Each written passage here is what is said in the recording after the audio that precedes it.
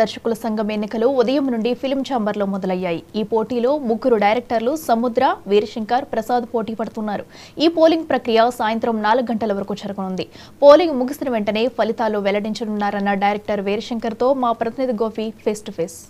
తెలుగు దర్శక సంఘం ఎన్నికలు హోరాహోరుగా నడుస్తుందని చెప్పొచ్చు. ఫిలిం ఛాంబర్లో ఇప్పటికే 3 ప్యానెల్గా అభ్యర్థులు బరిలో ఉన్నట్టు కూడా తెలుస్తుంది. ప్రస్తుతం మనతో మాట్లాడడానికి వీరశంకర్ మనతో ఉన్న డైరెక్టర్, వాళ్ళని అడిగి తెలుసుకుందాం. రాబోయే రోజుల్లో డైరెక్టర్లకి ఏ విధంగా చేపుతారని ఇప్పుడు అడిగి తెలుసుకుందాం.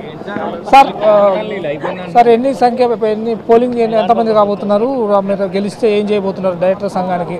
చాలా పెద్ద ప్రశ్న అడిగారు. పోలింగ్ 8కి స్టార్ట్ అయింది, 4 వరకు టైం ఉంది. అప్పుడు లైన్లో ఉన్న వాళ్ళు ఉంటే వాళ్ళని ఒక 5 వరకు అవ్వచ్చు. మళ్ళీ 6 నుంచి కౌంటింగ్ స్టార్ట్ అవుద్ది. జస్ట్ 2 అవర్స్లో రిజల్ట్ వస్తాయి ఈఎంఎల్ కాబట్టి. లాస్ట్ ఇయర్ 9:20, 9:30 ఓటింగ్ వచ్చింది. ఈసారి కొంచెం 1100, 1150 దాకా వచ్చే ఛాన్స్ ఉంది. మొత్తం 1500 సార్? మొత్తం 1670 క్వాలిఫైడ్, ఇది ఓటింగ్ క్వాలిఫైడ్. కొంతమంది డ్యూస్ ఉండటం వల్ల ఒక 80 మెంబర్స్ ఎవరు ఓటింగ్ క్వాలిఫికేషన్ రాలేదు వాళ్ళకి. మీరు అధికారంలో వస్తే డైరెక్టర్ సంఘానికి ఏం చేయబోతున్నారు? ప్రెసిడెంట్గా గెలవకపోతే మీరు ఏం చేయబోతున్నారు? అధికారం అనేది పెద్ద పదం. ఇది వెల్ఫేర్ అసోసియేషన్, ఇక్కడ సేవ ఉంటుంది. ఎవరు నాయకులు ఉంటారు, సేవ చేసేవాళ్ళు వస్తారు. సో ఇప్పుడు దాకా నత్తనడక నడుస్తున్న వెల్ఫేర్ కానీ, దీని ఒక నాలెడ్జ్ హబ్గా చేయడం కానీ, దీనికి ఒక రెవెన్యూ జనరేషన్ రావడం కానీ, లేకపోతే ఎంతో కాలంగా గ్రూప్ హెల్త్ ఇన్సూరెన్స్ ఉంటే బాగుంటుంది అనుకున్నది కానీ, తర్వాత కష్టాలు ఉన్న వాళ్ళకి ఒక పూట భోజనం పెడదామనే ఒక మిడ్ డే మీల్ పథకం కానీ, అవన్నీ జరుగుతాయి. సో TFDA 2.1 చూస్తారు ఇప్పుడు. అలాగే మన భారతీయ చిత్ర పరిశ్రమ గణించదగ్గ ఒక ఐకానిక్ బిల్డింగ్ మేము ప్లాన్ చేస్తున్నాం ఇక్కడ, ప్రభుత్వ సహకారంతో కానీ, మన దర్శకుల సహకారంతో కానీ. మన టూరిస్టులు వచ్చి మన బిల్డింగ్ ముందు సెల్ఫీ తీసుకోవాలి. అలాంటి ఆర్కిటెక్చరల్ డిజైన్ చేసి 2 ఇయర్స్లోనే దాన్ని కంప్లీట్ చేయాలని ప్రయత్నం చేస్తాం.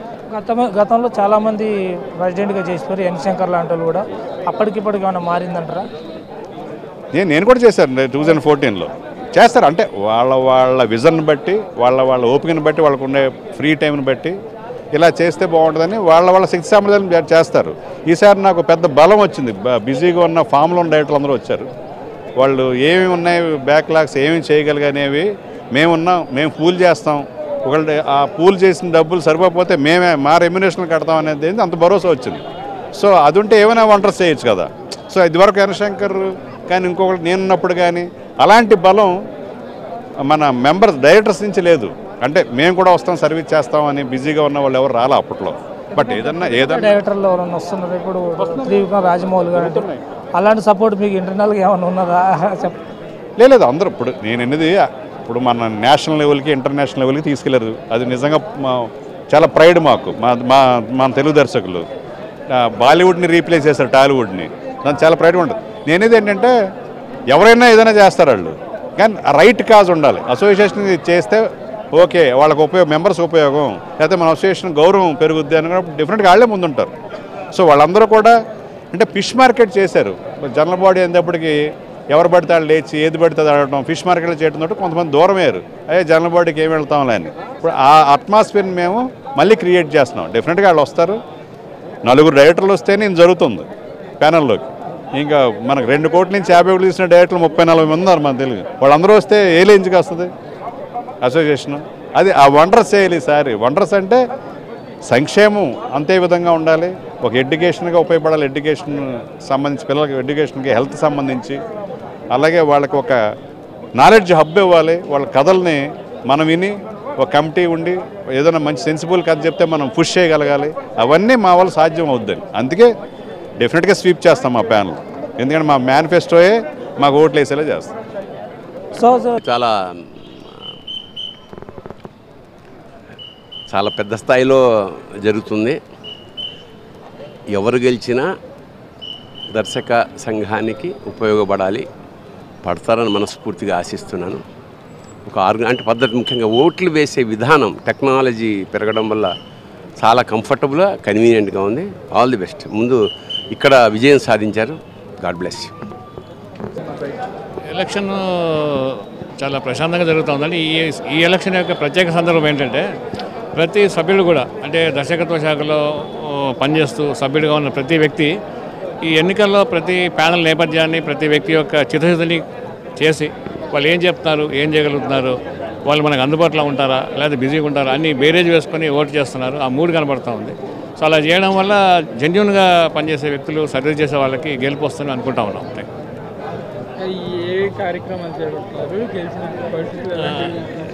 ఇప్పుడు మనం ఏం చేస్తున్నామంటే ఈ హెల్త్ కార్డ్స్ ఒకటి, తర్వాత ముఖ్యంగా ఈ నాలెడ్జ్ అప్డేటేషన్లో అంటే ఇప్పుడు కొత్తగా కెమెరాలు కానీ కొత్త టెక్నిక్స్ కానీ దర్శక శాఖలో చాలా వచ్చినాయి.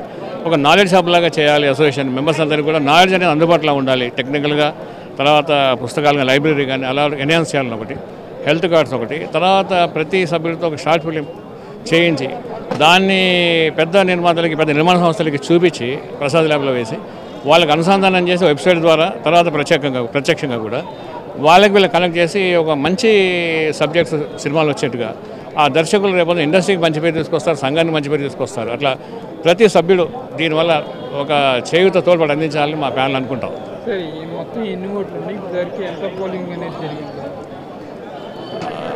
పోలింగ్ అయితే ఈసారి చాలా ఎక్కువగా ఉందండి. చాలామంది సభ్యులు చాలామంది ఉన్నారు. బట్ అందరూ వస్తున్నారు ఉత్సాహంగా. అది చెప్తున్నా కదా మీకు, ఈ ఎన్నిక ప్రత్యేకమైన సందర్భం ఏంటంటే ప్రత్యేకత ఏంటంటే ప్రతి ఒక్కరు ఆలోచించి మరీ ఓటు వేస్తున్నారు. ప్రతి బేరేజ్ వేసుకొని వేస్తున్నారు. ఆ రకంగా వేస్తే జెన్యూన్గా ఉన్న ప్యానల్ గెలుస్తుంది. మేము గెలుస్తాం అనుకుంటా ఉన్నాం. Thank you. గెలిస్తే మాత్రం తప్పకుండా అందరికీ అన్ని విధాలుగా ఎడ్యుకేషన్ కావచ్చు, వైద్యం కావచ్చు, ఖచ్చితంగా వాళ్ళ పిల్లలకి అందుబాటులో ఉంటామని వీరశంకర్ చెప్పడం చెప్తున్నారు. కెమెరామెన్